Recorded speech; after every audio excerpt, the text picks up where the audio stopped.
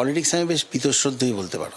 বাবুল সুপ্রিয়র খবরে নজর রাখবো। বাবুল সুপ্রিয় তিনি এবার বলছেন আমার রাজনীতি করতে ভালো লাগছে না, রাজনীতিতে তিনি এবার বীতশ্রদ্ধ হয়ে পড়েছেন। তবে তিনি ঝালমুড়ি খেতে চান, বিজেপির সঙ্গে ঝালমুড়ি খেতে চান, কারণ তাদের সঙ্গে কোনো সমস্যা বা মনোমালিন্য নেই।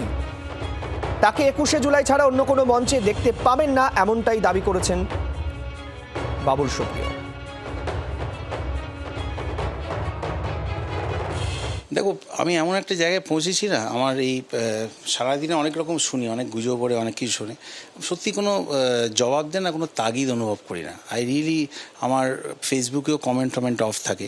I really don't care. আমার পলিটিক্স আমি বেশ বীতশ্রদ্ধই বলতে পারো, বীতশ্রদ্ধ। এবং আমি জাস্ট যখন পলিটিক্সে এসছিলাম তখন একটা ফ্লাইটের উপর একটা চ্যালেঞ্জ ছিল, যেটা অ্যাকসেপ্ট করেছিলাম।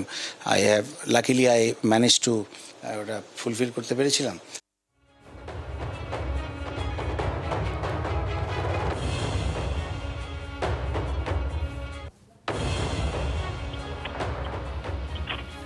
মৌমিতা চক্রবর্তী, শ্রেয়সী গঙ্গোপাধ্যায় আমাদের সঙ্গে রয়েছেন টেলিফোন লাইনে। শ্রেয়সী, তার মানে পরিষ্কার বোঝা যাচ্ছে তিনিও এবার বেসুরো। ঋত শিবিরে যাবেন কিনা পরিষ্কার করেছেন? তিনি স্পষ্ট যেটা করেছেন যে ঋতব্রত শিবিরে যাওয়ার কোনো প্রশ্নই ওঠে না। সেক্ষেত্রে মমতা বন্দ্যোপাধ্যায়ের সঙ্গেই তিনি আছেন, মমতা বন্দ্যোপাধ্যায়ের সঙ্গেই তিনি থাকবেন, সেইটা তিনি স্পষ্ট করেছেন। কিন্তু বিজেপিতে যাওয়ার যখন তাকে প্রশ্ন করেছিলাম যে সেক্ষেত্রে বিজেপিতে তিনি যাচ্ছেন কিনা, তিনি সেক্ষেত্রে স্পষ্টত বলেছেন যে তার তিনটে উত্তর রয়েছে এই পরিপ্রেক্ষিতে। তার স্পষ্ট বক্তব্য যে বিজেপিতে যাব না, এই লিবার্টিটা তিনি বলছেন যে তুমি আমাকে দিচ্ছ কেন, আমি বিজেপিতে যাব না এটা বলার কোনো অথরিটি আমার নেই, ওরাও মালা নিয়ে ওয়েট করে নেই, আমিও মালা নিয়ে ওয়েট করে নেই। এবং এক্ষেত্রে তিনি বলছেন যে এক্ষেত্রে দু জায়গাতেই এখনো পর্যন্ত কোনো মালা কেনা হয়নি। অর্থাৎ সেক্ষেত্রে নিশ্চিত হয়ে তিনি স্পষ্ট করছেন এক্ষেত্রে কোনো আলোচনার জায়গা এখনো তৈরি হয়নি। তবে তিনি বলছেন যারা মালা কিনছে সেটা তাদের ব্যক্তিগত চয়েস। কিন্তু রাজনীতিতে ওভারঅল তার বক্তব্য যে রাজনীতি নিয়ে তিনি অত্যন্ত বীতশ্রদ্ধ, রাজনীতির যে জায়গায় কিন্তু তার স্পষ্ট বক্তব্য যে যেখানে কাজ করতে যাচ্ছি, যে বাটিটা নিয়ে কাজ করছি, সেই বাটিটাই কিন্তু কার্যত যে ছেদা সেটা তিনি বুঝতে পেরেছেন। অর্থাৎ সেই বাটিটাতে একটা বিশাল বড় গর্ত রয়েছে, সেটা তিনি বুঝতে পারছেন। ফলে সেই জায়গা থেকে দাঁড়িয়ে কার্যত রাজনীতির সামগ্রিক আঙিনা নিয়ে তিনি বীতশ্রদ্ধ।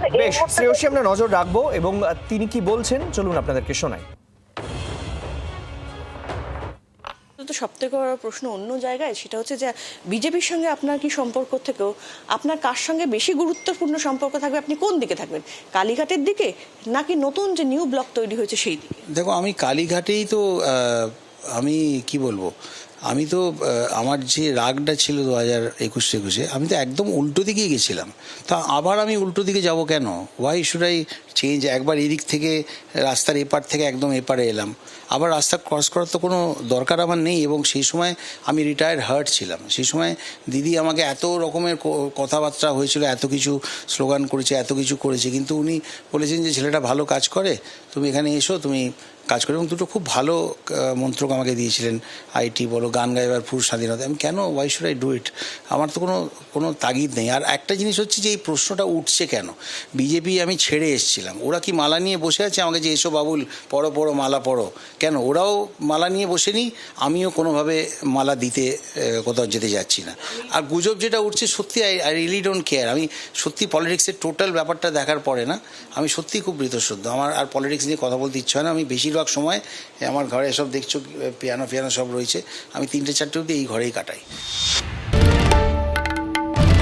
বাংলার আওয়াজ, বাঙালির আবেগ, জি 24 ঘন্টা।